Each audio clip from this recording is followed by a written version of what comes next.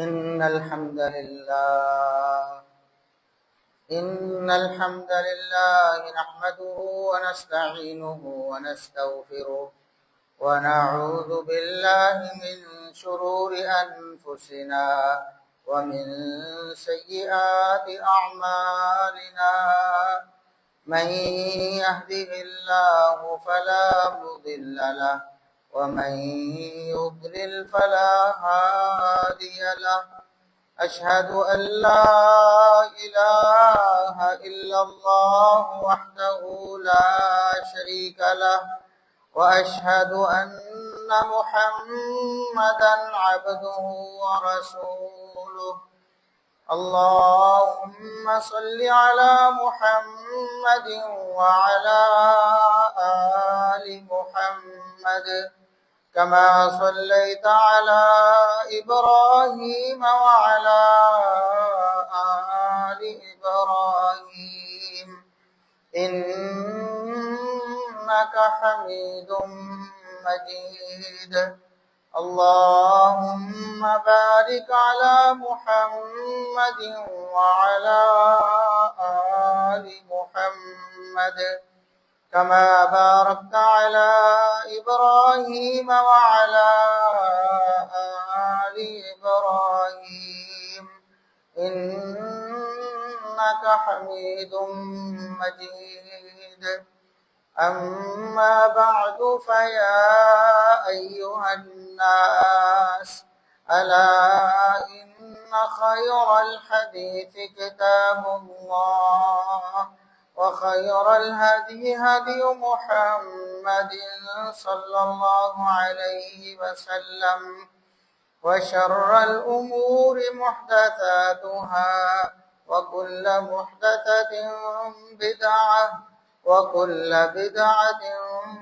ضلالة أعوذ بالله السميع العليم من الشيطان الرجيم من همزه ونفخه ونفثه بسم الله الرحمن الرحيم إن عدة الشهور عند الله 12 شهرا في كتاب الله يوم خلق السماوات والأرض منها 4 حرم۔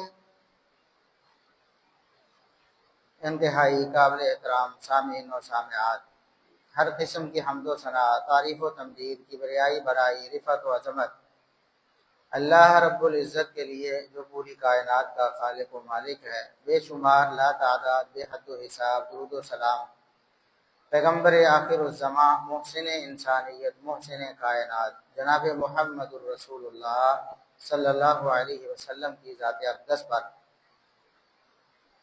آج 1 محرم 1447 ہجری 27 جون 2025 محرم الحرام کا مہینہ ان 4 عظمت والے اور حرمت والے مہینوں میں سے ایک ہے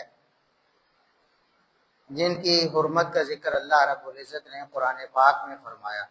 اللہ رب العزت نے فرمایا کہ جب سے زمین و آسمان کا نظام قائم دائم ہے، اللہ رب العزت نے زمانے کو تقسیم کیا اور سال کو 12 مہینوں میں تقسیم کیا، یعنی سال میں 12 مہینے بنائے، 12 اسلامی مہینے، جن میں سے 4 حرمت والے ہیں۔ 12 اسلامی مہینوں میں سے 4 اسلامی مہینے حرمت والے ہیں، اور یہ حرمت ان کو کب سے ملی؟ یہ یوم خلق السماوات والارض، جب سے اللہ رب العزت نے زمین و آسمان کو پیدا کیا ہے تب سے یہ 4 مہینے حرمت والے ہیں۔ اور ان 4 مہینوں میں سے بھی سب سے زیادہ حرمت والا وہ ذوالحجہ کا مہینہ ہے جو پیچھے ابھی گزرا ہے، ذوالحجہ کا مہینہ جس میں ہم نے عید الاضحیٰ منائی ہے۔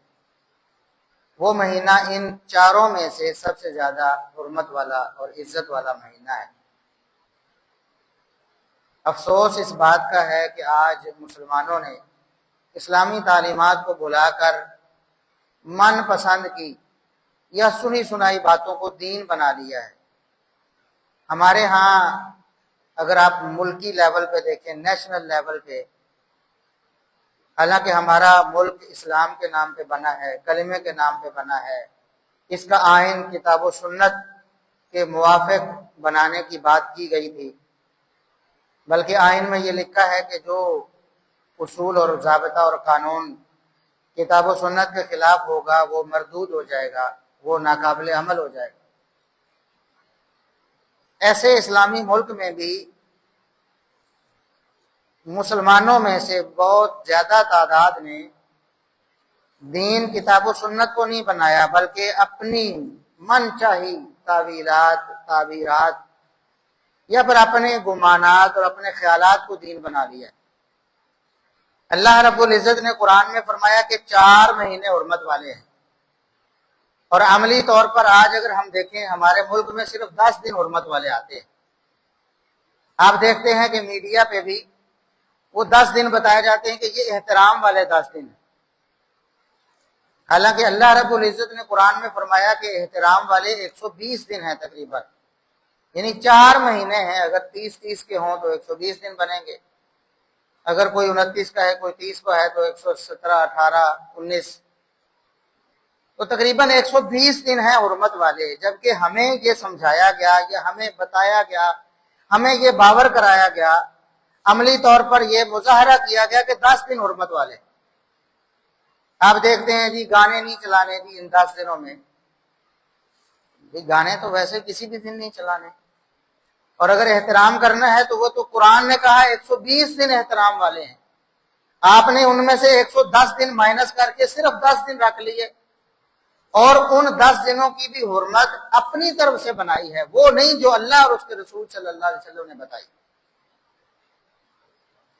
اللہ اور اس کے رسول صلی اللہ علیہ وسلم نے پورے 4 مہینوں کو حرمت والے قرار دیا ہے۔ صحیح بخاری کی حدیث ہے، حجۃ الوداع کے موقع پر رسول اکرم صلی اللہ علیہ وسلم نے بہت بڑا مجمع تھا، ان کو خطاب فرمایا ان الزمان قد استدار كهيئته يوم خلق السماوات والارض۔ اللہ رب العزت نے آسمان و زمین کو جب پیدا کیا تھا تو سال کو مہینوں میں تقسیم کیا تھا، ان مہینوں کی ایک ترتیب لگائی تھی، کفار اس ترتیب کو ہر سال اپنی منشا کے مطابق بدلتے رہتے تھے، 4 مہینے وہ بھی حرمت والے مانتے تھے۔ افسوس تو یہ ہے آج ہم کلمہ پڑھنے والے محمد رسول اللہ صلی اللہ علیہ وسلم کا ہم 10 دن حرمت والے مناتے ہیں، جبکہ کفار مکہ بھی 4 مہینے حرمت والے مانتے تھے، لیکن کوتاہی یہ کرتے تھے کہ ان 4 مہینوں کی ترتیب بدل لیتے تھے اپنی منشا کے مطابق۔ اللہ رب العزت نے اس کو بھی کفر میں بڑھاوا قرار دیا کہ یہ جو کرتے ہیں نا، احترام تو کرتے ہیں لیکن عدل بدل کر لیتے ہیں ان مہینوں کی ترتیب میں، یہ بھی کفر میں بڑھاوا ہے۔ اور مسلمانوں پہ افسوس ہے کہ انہوں نے 110 دن بھلا ہی دیے ہیں، ان کا تصور ہی ختم کر دیا ہے کہ وہ بھی حرمت والے ہیں۔ تو 120 دن حرمت والے تھے، اور رسول اللہ صلی اللہ علیہ وسلم نے فرمایا کہ اللہ رب العزت نے اس ترتیب کو پھر اس حجۃ الوداع والے سال میں واپس اپنی اصلی حالت میں کر دیا ہے۔ اب بالکل مہینوں کی ترتیب خود بخود وہ ہو گئی ہے جو اللہ رب العزت نے پیدا کی تھی، جس طرح بنائی تھی۔ تو فرمایا 4 مہینے حرمت والے ہیں، قرآن نے بھی کہا 4 مہینے حرمت والے، محمد الرسول اللہ صلی اللہ علیہ وسلم نے بھی فرمایا 4 مہینے حرمت والے۔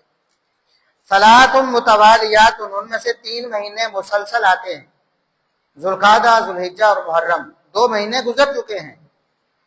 محمد الرسول اللہ صلی اللہ علیہ وسلم نے فرمایا 4 مہینے حرمت والے ہیں، ان میں سے 3 مسلسل ہیں۔ اور حدیث کے الفاظ ہیں، محمد الرسول اللہ صلی اللہ علیہ وسلم فرماتے ہیں وہ 3 مہینے مسلسل کون سے ہیں؟ ذوالقعدہ و ذوالحجہ والمحرم۔ پہلا ذوالقعدہ ہے، پھر ذوالحجہ ہے، پھر محرم، اور ہم نے پہلے 2 مہینے بھی مائنس کر دیے اور محرم کے 10 دن پہلے رکھ لیے، اور پھر آخری پونے 2 مہینے بھی مائنس کر دیے۔ تو آپ صلی اللہ علیہ وسلم نے فرمایا کہ ان 4 مہینوں کا احترام، قرآن نے بھی کہا فَلَا تَظْلِمُوا فِيهِنَّ أَنفُسَكُمْ، ان میں گناہوں کے قریب بھی نہ جاؤ۔ عام دنوں میں بھی گناہ حرام ہے، لیکن ان 4 مہینوں میں جو حرمت والے مہینے ہیں ان میں گناہ اور بڑا جرم بن جاتا ہے اور اس کی سنگینی بڑھ جاتی ہے، اللہ رب العزت کو اور زیادہ ناراض کرنے کا سبب بن جاتا ہے۔ تو 4 مہینے حرمت والے تھے، جن میں سے ایک محرم کا مہینہ بھی ہے۔ تو عملاً مسلمانوں نے کیا کیا، 10 دن رکھے، وہ بھی محرم کے پہلے 10 دن، اور ان کی حرمت بھی اپنی طرف سے بنا لی۔ ہم جو کہتے ہیں کہ محرم حرمت والے 4 مہینے ہیں جن میں محرم بھی شامل ہے، وہ حرمت اللہ رب العزت نے آسمان و زمین جب سے بنائے ہیں تب سے دی ہے۔ اس کا کسی شخصیت کے ساتھ، کسی علاقے کے ساتھ، کسی وقت اور زمانے کے ساتھ کوئی تعلق نہیں، وہ اللہ رب العزت نے حرمت عطا فرمائی۔ اگر محرم کی حرمت کو کسی خاص ہستی کے ساتھ منسلک کیا جائے تو ذوالقعدہ اور ذوالحجہ کی حرمت کہاں جائے گی، اور پھر رجب کی حرمت اس کا تعلق کس سے بنائیں گے؟ اور اسلام کا یہ مزاج نہیں ہے۔ اسلام نے کسی ہستی کے ساتھ، کسی شخصیت کے ساتھ، اس کی تاریخ ولادت اور وفات کے ساتھ دین کو منسلک نہیں کیا ہے۔ اگر ایسا ہوتا تو محمد الرسول اللہ صلی اللہ علیہ وسلم کی ہستی، آپ کی شخصیت سب سے اعلیٰ اور بالا ہے۔ مخلوقات میں سے سب سے افضل ہستی محمد الرسول اللہ صلی اللہ علیہ وسلم کی۔ آپ صلی اللہ علیہ وسلم کی نہ پیدائش کے ساتھ دین کا کوئی امر اللہ نے منسلک کیا، نہ آپ کی وفات کے ساتھ۔ ہمارے بعض دوست آپ صلی اللہ علیہ وسلم کی پیدائش 12 ربیع الاول قرار دے کر اس میں عید مناتے ہیں، حالانکہ اس عید کا کوئی تصور نہیں۔ اگر اس عید کا تصور ہوتا اور یہ واقعی عید ہوتی تو جس طرح عید الفطر اور عید الاضحیٰ میں کبھی مسلمانوں کا اختلاف نہیں ہوتا کہ کس تاریخ کو آنی ہے۔ سارے مسلمان بیک زبان کہتے پوری دنیا کے کہ عید الاضحیٰ جو ہے وہ 10 ذوالحجہ کو ہوتی ہے اور عید الفطر 1 شوال کو ہوتی ہے۔ چاند کے رویت کے حوالے سے عید منانے کا دن ایک آدھ آگے پیچھے ہو سکتا ہے، اور وہ شریعت نے خود بتایا ہے کہ چاند دیکھ کر آپ اپنی عید کا فیصلہ کریں، عید منائیں، روزہ رکھیں۔ لیکن عید کی تاریخ کے بارے میں کبھی کسی مسلمان کا کوئی اختلاف نہیں ہوا۔ کیوں؟ اس لیے کہ دین کا شعار ہے، دین کا امر ہے، پہلے دن سے لے کر آج 1400 سال تک اسی طرح منائی جا رہی۔ اور اگر کسی اور عید کا بھی تصور ہوتا تو وہ بھی اسی طرح متواتر ہوتی، اس میں مسلمانوں کا قطعاً کوئی اختلاف نہ ہوتا کہ تاریخ کا ہی پتہ نہیں۔ جبکہ رسول اللہ صلی اللہ علیہ وسلم کی تاریخ پیدائش کے بارے میں بھی بہت زیادہ اختلاف ہے۔ 9 ربیع الاول، 12 ربیع الاول، 10 محرم۔ 10 محرم بھی بعض علماء نے نقل کی ہے رسول اللہ صلی اللہ علیہ وسلم کی تاریخ پیدائش کے حوالے سے۔ تو اس لیے رسول اللہ صلی اللہ علیہ وسلم کی بھی تاریخ پیدائش یا وفات کو کبھی دین کے امر کے ساتھ اللہ نے منسلک نہیں فرمایا۔ تو آپ صلی اللہ علیہ وسلم کے علاوہ کون سی ہستی ایسی ہو سکتی ہے کہ دین کا امر، کوئی خوشی یا غمی یا کوئی عبادت جس کی پیدائش یا وفات سے منسلک ہو جائے؟ کون ہو سکتا ہے؟ اور ہمارے ہاں یہ تصور ہے کہ محرم کے پہلے 10 دن حرمت والے ہیں، اور ان کی حرمت کا سبب سیدنا حسین رضی اللہ عنہ جو نواسہ رسول ہیں، ان کی شہادت ہے۔ یہ بات بالکل درست ہے کہ سیدنا حسین رضی اللہ تعالی عنہ وہ محرم الحرام کے مہینے میں شہید کیے گئے اور ظلماً شہید کیے گئے۔ ان کی شہادت المناک اور دردناک ہے، لیکن ان کی شہادت کا محرم کی حرمت کے ساتھ کوئی تعلق نہیں، کیونکہ محرم کی حرمت قرآن کہتا ہے اس وقت سے ہے جب سے زمین و آسمان پیدا ہوئے۔ اس وقت سیدنا حسین رضی اللہ عنہ پیدا بھی نہیں ہوئے تھے اور شہید بھی نہیں ہوئے۔ رسول اللہ صلی اللہ علیہ وسلم کی حیات مبارکہ میں محرم الحرام کا مہینہ بارہا آتا رہا، لیکن آپ صلی اللہ علیہ وسلم نے کبھی نہیں فرمایا کہ یہ میرے نواسے کی شہادت کا مہینہ ہے اس لیے اس کو ایسے ایسے منانا ہے۔ حالانکہ جس طرح رسول اللہ صلی اللہ علیہ وسلم کو دیگر آپ کے ساتھیوں کی شہادت کی خبر پہلے دے دی گئی، جس طرح سیدنا عمر رضی اللہ عنہ کی شہادت کی خبر بذریعہ وحی اللہ کے رسول صلی اللہ علیہ وسلم کو دی گئی، اور آپ نے اپنی امت کو بتایا کہ میرے عمر کو شہید کر دیا جانا۔ سیدنا عثمان رضی اللہ عنہ کی شہادت کی خبر بذریعہ وحی رسول اللہ صلی اللہ علیہ وسلم کو دی گئی، اور آپ صلی اللہ علیہ وسلم نے اپنی حیات مبارکہ میں ان کی شہادت سے بہت عرصہ پہلے، دہائیاں پہلے بتا دیا تھا کہ میرے عثمان کو شہید کر دیا جائے۔ سیدنا علی رضی اللہ عنہ کی شہادت کی خبر رسول اللہ صلی اللہ علیہ وسلم کو بذریعہ وحی دی گئی، اور آپ صلی اللہ علیہ وسلم نے دہائیاں پہلے اپنی حیات مبارکہ میں امت کو بتایا میرے علی کو شہید کر دیا جائے۔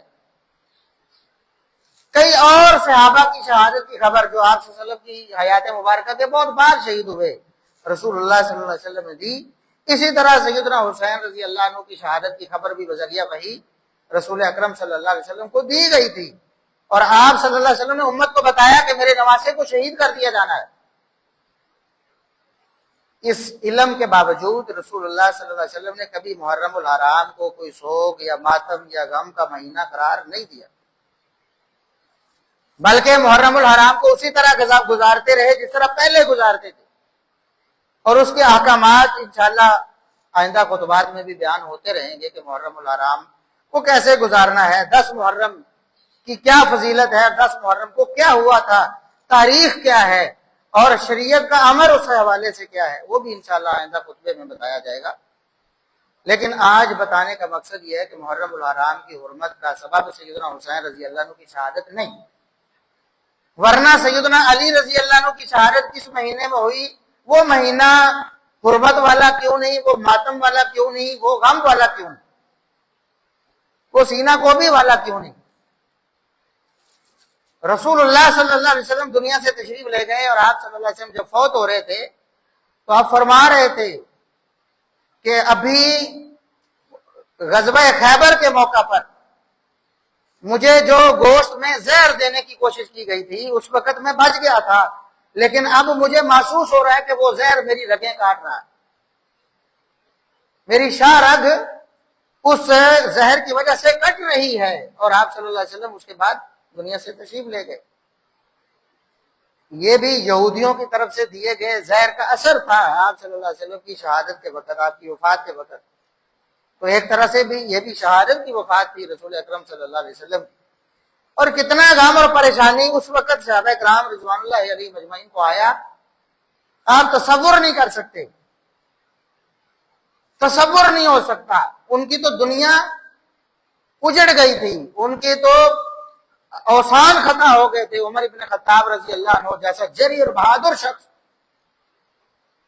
وہ ہوش آواز بھول کر کہتا ہے کہ جس نے کہا کہ محمد رسول اللہ صلی اللہ علیہ وسلم فوت ہو گئے ہیں میں اس کی گردن اڑا دوں۔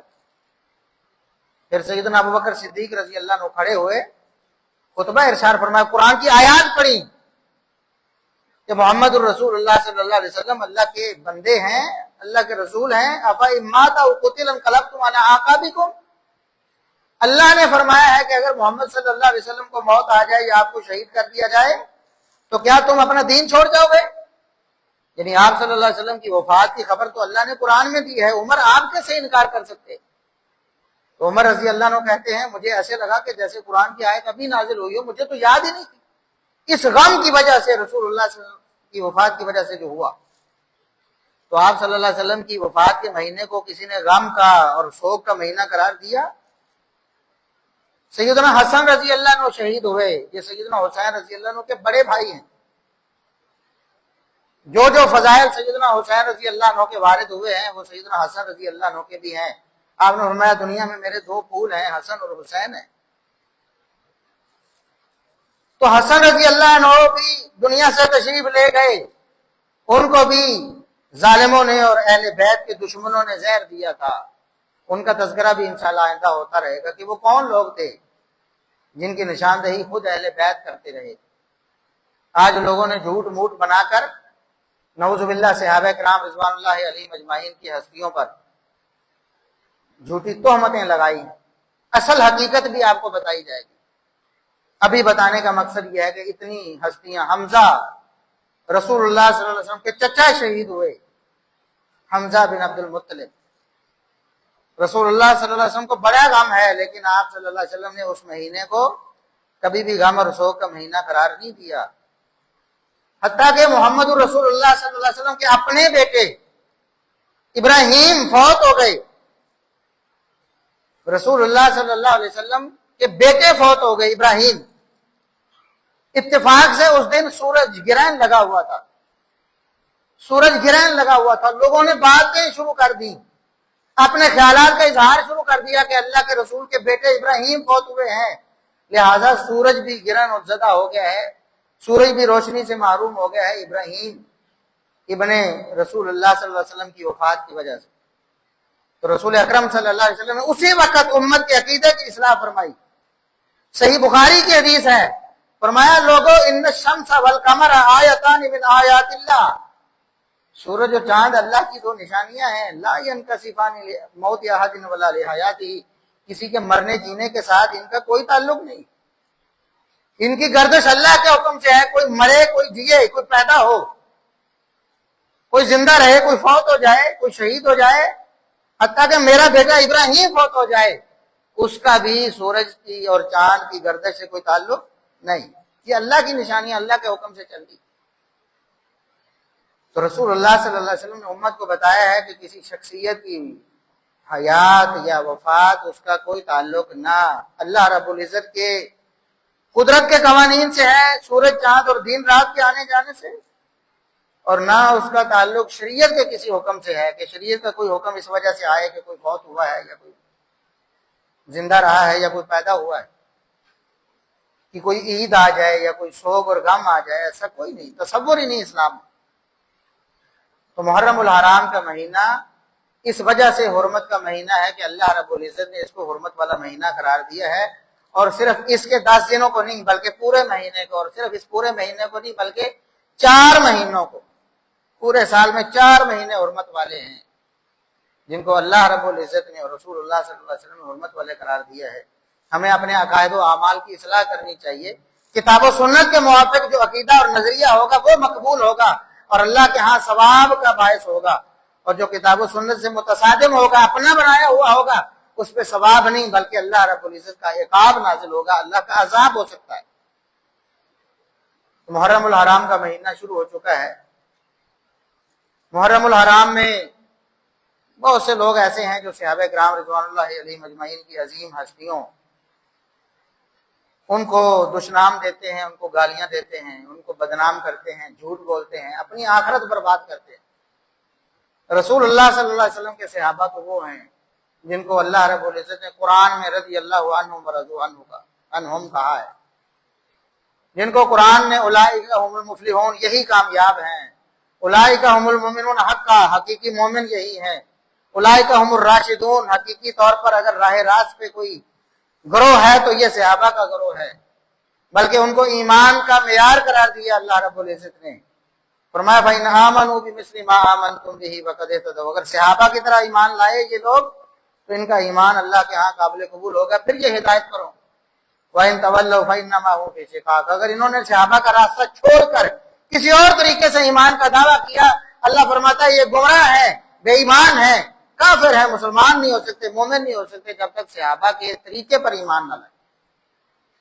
اس لیے صحابہ کرام رضوان اللہ علیہم اجمعین بڑی عظیم اور برتر ہستیاں ہیں، ہم ان کی بھی کسی شہادت یا کسی پیدائش کو دین کے کسی امر سے منسلک نہیں کرتے۔ سیدنا عمر فاروق رضی اللہ عنہ کی شہادت کے حوالے سے چند اقوال ہیں، جن میں سے ایک یکم محرم کا قول بھی ہے کہ سیدنا عمر رضی اللہ عنہ کی شہادت یکم محرم کو ہوئی۔ کچھ علماء کا خیال ہے کہ چند دن پہلے ہوئی، 3 دن یا 4 دن پہلے، کچھ کا خیال ہے یکم محرم۔ تو بہرحال جو بھی آپ رضی اللہ عنہ کی شہادت کی تاریخ ہو، ہم نے سیدنا عمر رضی اللہ عنہ کی شہادت کے ساتھ بھی کسی دینی امر کو منسلک نہیں کیا، حالانکہ رسول اللہ صلی اللہ علیہ وسلم نے سیدنا عمر رضی اللہ عنہ کی شہادت کو اسلام کا بہت بڑا نقصان کرا لیا۔ فرمایا ایک دروازہ ہوگا جو فتنوں کے آگے کھڑا ہوگا، بند ہوگا، فتنوں کو اس نے روکا ہوگا، اس دروازے کو توڑ دیا جائے گا۔ فرمایا توڑ دیا جائے، کھولا نہیں جائے گا، توڑ دیا جائے گا۔ اشارہ تھا عمر فاروق رضی اللہ عنہ کی شہادت سے کہ عمر فاروق رضی اللہ عنہ فوت نہیں ہوں گے، تبھی موت فوت نہیں ہوں گے بلکہ شہید کر دیا جائے گا۔ فرمایا ایک دروازہ ہے اسلام کا مضبوط دروازہ، ایمان کا مضبوط دروازہ، جس کو توڑ دیا جائے۔ اس کے باوجود یکم محرم کو ہم نہ سوگ نہ ماتم کسی قسم کا کچھ بھی دین کا کوئی عمل اس سے منسلک نہیں کرتے،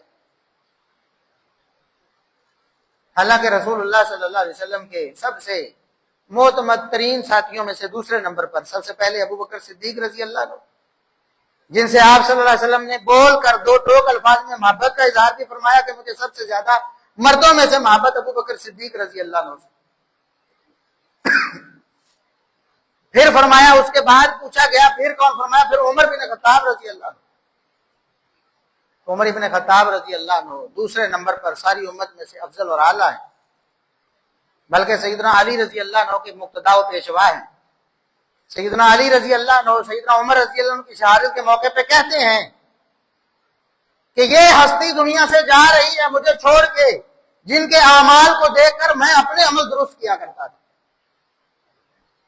جب میں کوئی عمل کرتا اللہ کو راضی کرنے کے لیے تو میں عمر بن خطاب کے عمل کو دیکھا تھا کہ کس طرح میں نے عمل کرنا ہے اور اللہ کو راضی کرنا ہے۔ عمر بن خطاب رضی اللہ عنہ سے بڑھ کر اللہ کو راضی کرنے والا عمل کرنے والا دنیا میں کوئی شخص اب نہیں ہے۔ یہ علی المرتضیٰ رضی اللہ عنہ کے جذبات ہیں، لیکن ان کی شہادت کے ساتھ بھی ہم نے سوگ کو منسلک نہیں کیا۔ کیوں؟ یہ اللہ کے رسول صلی اللہ علیہ وسلم کی تعلیم ہے کہ دنیا کی کسی بھی شخصیت کا دین کے کسی امر کسی شریعت کے حکم کے ساتھ کوئی دخل نہیں ہے۔ رسول اللہ صلی اللہ علیہ وسلم نے جب دعوت کا آغاز کیا، قریش کو دعوت دی، اپنے پورے قبیلے کو، اور قریش کا وہ قبیلہ رسول اللہ صلی اللہ علیہ وسلم نے فرمایا کہ اس قبیلے کو اللہ رب العزت نے پوری دنیا کے سارے خاندانوں سے فضیلت دی ہے۔ قریش کا قبیلہ جس میں محمد الرسول اللہ صلی اللہ علیہ وسلم پیدا ہوئے، فرمایا یا معاشر قریش، اے قریش کے گروہ غور سے سن لو، لا اغنی عنکم من اللہ شیئا، اگر تمہارے اعمال درست نہ ہوئے میں محمد الرسول اللہ صلی اللہ علیہ وسلم تمہیں اللہ سے چھڑا نہیں سکوں گا، تمہارا کچھ فائدہ نہیں کر سکوں گا۔ اگر اللہ نے تمہیں پکڑنا چاہا اپنے اعمال درست کرو، اللہ کو راضی کرو، ایمان لے آؤ، عمل صالح کرو۔ میں یا عباس بن عبد المطلب، یا عبد مناف، اے عبد مناف، یہ قریش کا آگے ایک قبیلہ ہے رسول اللہ صلی اللہ علیہ وسلم کا اور قریبی قبیلہ۔ فرمایا لا اغنی عنکم من اللہ شیئا، میں اللہ کے ہاں تمہارے کسی کام نہیں آؤں گا۔ اللہ کی پکڑ میں اگر تم آ گئے میں چھڑا نہیں سکوں گا تمہیں۔ یہ نہ سمجھو کہ تم کس عظیم خاندان میں سے ہو، تم میرے خاندان میں سے ہو۔ اپنے چچا عباس ابن عبد المطلب کو مخاطب فرمایا، وہ عباس جو سب سے پیارے چچا ہیں رسول اللہ صلی اللہ علیہ وسلم، جن سے محبت ہے رسول اللہ صلی اللہ علیہ وسلم کو بہت زیادہ، اور جن کی شہادت کا غم ہوا رسول اللہ صلی اللہ علیہ وسلم کو بہت زیادہ۔ فرمایا عباس میرے چچا، لا اغنی عنک من اللہ شیئا، میں اللہ کے ہاں آپ کے کسی کام نہیں آ سکوں۔ عمل کرو دنیا میں، یا صفیۃ عمت رسول اللہ، اللہ کے رسول کی پھوپھی، میری پھوپھی صفیہ، لا اغنی عنک من اللہ شیئا، میں اللہ کے ہاں تمہارے کسی کام نہیں آ سکوں گا۔ میری نسبت، میری پھوپھی ہونا تمہیں نہیں بچا سکے گا، عمل کر کے جانا دنیا میں۔ بلکہ یا فاطمہ بنت محمد، اے میری بیٹی فاطمہ، سلینی، دنیا میں مال جو چاہیے مجھ سے مانگو، میں دنیا میں دے سکتا ہوں، لیکن میری نسبت تمہیں بھی قیامت کے دن کسی کام نہیں آئے گی اگر ایمان اور عمل صالح کے ساتھ نہ گئی تو۔ لا اغنی عنک من اللہ شیئا، اللہ سے میں تمہیں نہیں چھڑا سکوں گا اگر تمہارے اعمال اچھے نہ ہوئے، ایمان کے ساتھ نہ گئی تو کسی ہستی کے ساتھ دین کو منسلک کرنا، اللہ کے رسول صلی اللہ علیہ وسلم نے اس کی جڑیں ہی ختم کر دی۔ دین کا کوئی امر، کوئی عبادت کسی ہستی کے ساتھ منسلک نہیں ہے، اس کی وفات یا اس کی پیدائش یا اس کی حیات کے ساتھ۔ اللہ کے رسول صلی اللہ علیہ وسلم کی دو ٹوک تعلیم ہے۔ لہٰذا محرم الحرام کا مہینہ قرآن نے بھی کہا کہ جب سے اللہ نے زمین و آسمان کو پیدا کی اس کی حرمت ہے، اور صرف 10 دنوں کی نہیں، پورے مہینے کی۔ اور حرمت کا مہینہ کیا مطلب کیا ہے حرمت کا؟ کہ گانے بند کر کے قوالیاں چلا دو ڈھول ڈھمکے کے ساتھ اللہ کا نام، یہ اور بڑا جرم ہے، یہ اور بڑا جرم ہے۔ ایک ہے گانا میوزک کے ساتھ، وہ بھی جرم ہے۔ گانا، اس کے برے جملے وہ بھی جرم ہے، ساتھ میں ڈھول ڈھمکا میوزک یہ بھی جرم ہے، لیکن اگر آپ اس کو قرآن کے ساتھ منسلک کر دیں نعوذ باللہ بڑا جرم بن جائے، بڑا جرم۔ یہ ایسے ہی ہے جیسے مسجد میں آ کے کوئی بدکاری کرے، باہر بھی بدکاری جرم ہے، چوری باہر بھی جرم ہے، مسجد میں آ کے چوری یا ڈاکہ مارتا بڑا جرم بن جاتا ہے۔ اس موسیقی کو اللہ اور اس کے رسول صلی اللہ علیہ وسلم کے نام کے ساتھ یا مقدس ہستیوں کے نام کے ساتھ جوڑیں گے، یہ بڑا جرم بن جائے گا، گانے سے بھی بڑا جرم۔ یہ کوئی ادب نہیں ہے۔ قوالی کی صورت میں ہمارے ہاں جو کیا جاتا ہے، گانے بجانے سے اپنے آپ کو بچائیں ہمیشہ کے لیے، اس لعنت سے چھٹکارا حاصل کریں۔ یہ لعنت ہے، یہ دین کو بھی خراب کرتا ہے، گانا بجانا، میوزک، موسیقی، اور آپ کی آخرت کو بھی برباد کرتا ہے۔ ختم کر دیں اس کو۔ محرم میں بھی اور محرم کے علاوہ بھی 4 مہینے حرمت والے ہیں، ان حرمت والے مہینوں میں نیکی کے کام کرنے، ہم گناہوں سے اپنے آپ کو بچانا، ہر قسم کے گناہ سے۔ اور یہاں تو بڑے بڑے گناہ جو عام حالات میں نہیں کیے جاتے وہ محرم میں لوگ کر رہے ہوتے ہیں، یعنی مقدس ہستیوں کے بارے میں زبان درازی، یہ تو بہت بڑا جرم ہے۔ اس لیے اپنے آپ کو کتاب و سنت کے تابع کریں، ایسے بنیں دنیا میں کہ قیامت کے دن محمد رسول اللہ صلی اللہ علیہ وسلم کے سامنے حوض کوثر پہ جائیں تو آپ کو جام پلائے جائیں، نہ کہ درمیان میں دیوار کھڑی کر دی جائے۔ ایسے لوگ ہوں گے، قیامت کے دن آئیں گے، مسلمان ہوں گے، اپنے آپ کو مسلمان ہی کہتے ہوں گے، نمازیں پڑھتے ہوں گے، وضو کے اعضاء چمکتے ہوں گے وضو کرنے کی وجہ سے، نمازی ہوں گے، رسول اللہ صلی اللہ علیہ وسلم کے پاس آنے سے پہلے ان کو روک دیا جائے گا، دیوار کھڑی کر دی جائے۔ اللہ کے رسول دنیا میں بتا کے گئے، میں پوچھوں گا یا اللہ ان کو کیوں روک دیا گیا ہے؟ فرمایا اللہ فرمائے گا، اللہ بتائے گا مجھے قیامت کے دن، انک لا تدری ما احدث بعدک، کہ نبی آپ کو نہیں پتا آپ کے دنیا سے جانے کے بعد انہوں نے آپ کے دین کو مسخ کر دیا تھا، دین اپنی مرضی کا بنا لیا تھا، کتاب و سنت کو چھوڑ کر اپنی خواہشات یا لوگوں کی باتوں کو دین بنا لیا تھا۔ اس لیے اپنے آپ کو محتاط کریں، اس مہینے میں حرمت والا مہینہ ہے، اس کو کتاب و سنت کے موافق گزاریں۔ اللہ رب العزت ہمیں عمل کی توفیق عطا فرمائے۔ سبحان ربک رب العزت عما یصفون وسلام علی المرسلین والحمد للہ رب العالمین۔